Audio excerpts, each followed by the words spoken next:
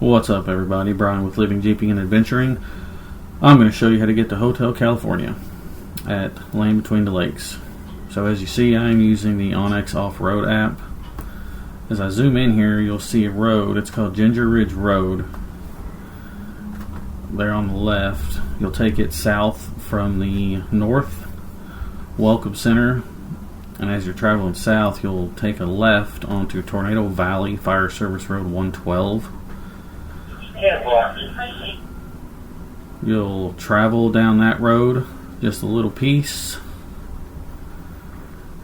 probably about 1.5 miles, and on the right hand side you'll see some painted rocks.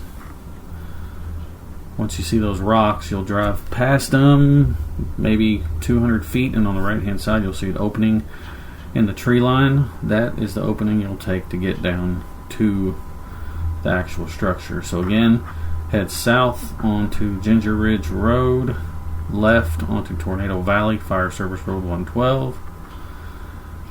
Take a left onto Fire Service Road 120. Travel about 1.5 miles.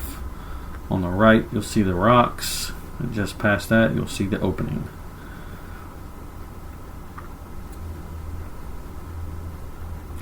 So the road we're on here is Fire Service Road 112. And here in just a second, on the right hand side, you'll see those painted rocks. So you'll, like I said, you'll drive right past them a couple hundred feet, and you'll see that opening in the tree line. I'm getting ready to pull over into it here in just a second. It's just up past this ditch line right here.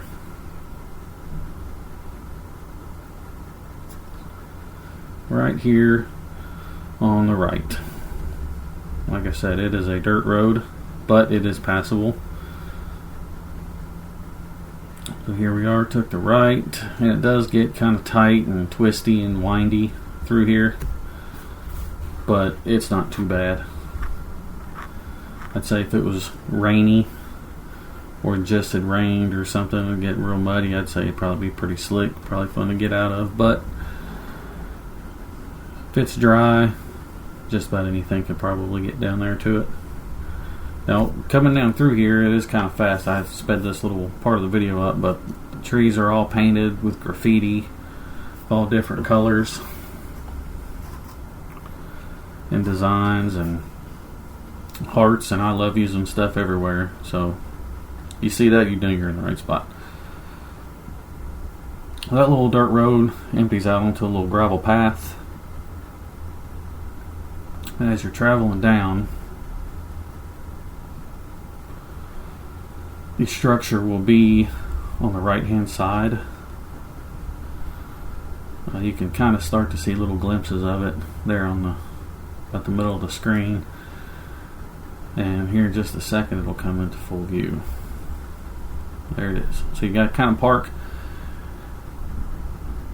on the other side of the little valley there and walk over to it. You can't drive over to it, but it is a pretty neat structure. It was built sometime before the 60s. I'm going to guess maybe the 40s or 50s.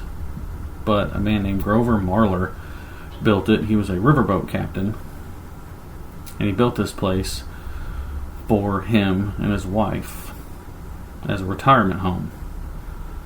Now, it's a pretty cool old structure. It has been beat up over the years and graffitied and just kind of destroyed by people in the weather, but there's a lot of it that's still left, and it's pretty cool to just to see. It's a little bit of history of Land Between the Lakes there. So back in the 60s, when the property was purchased, it was purchased to create Land Between the Lakes. So it sits in between Lake Barkley and Kentucky Lake. Now during the fall and winter months, if you're standing at this structure on top of it or on the second story, you can actually see the lake. So I imagine at one time it probably had a pretty good view. But like I said, this was Mr. Marler's home, him and his wife, and it had water, electricity, sliding glass doors everywhere, several bedrooms and bathrooms, kitchen, dining area.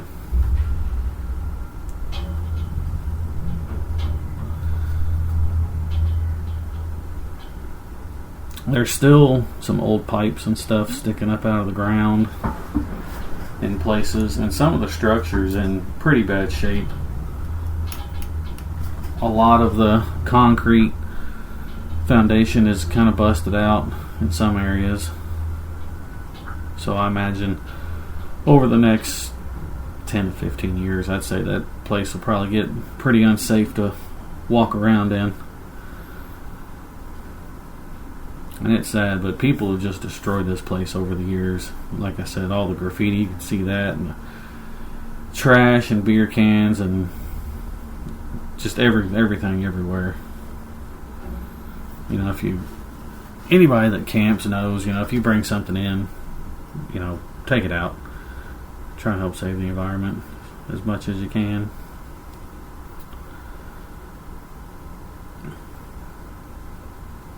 But yeah, if you're ever in the Land Between the Lakes area, I would definitely check it out. It is very easy to get to.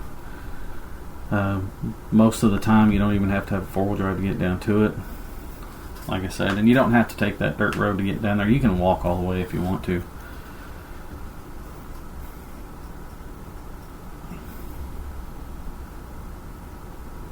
But yeah, so the lake was formed in the 60s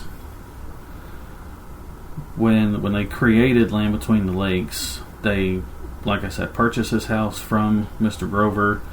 Him and his wife ended up moving to Louisville, Kentucky, and once the lake was flooded and formed, it flooded the service road or the access road to the property, so they could no longer, you know, come and go as they pleased. So they, of course, weren't able to live there anymore. But it is accessible now. You just have to know how to get to it. That's what this video is all about. It's to show everybody how to get there. And it is super, super easy. So, that being said, I hope you all liked the video. Hope you found it informative. And thanks for watching. There I am kicking a pipe. That's one of the old water pipes that's in there.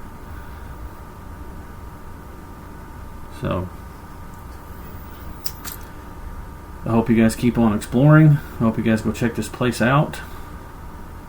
And on down that path on the left hand side, it looked like an old water trough or an old wooden bridge that maybe collapsed and fell in. But here's a picture of his old house there, what it used to look like.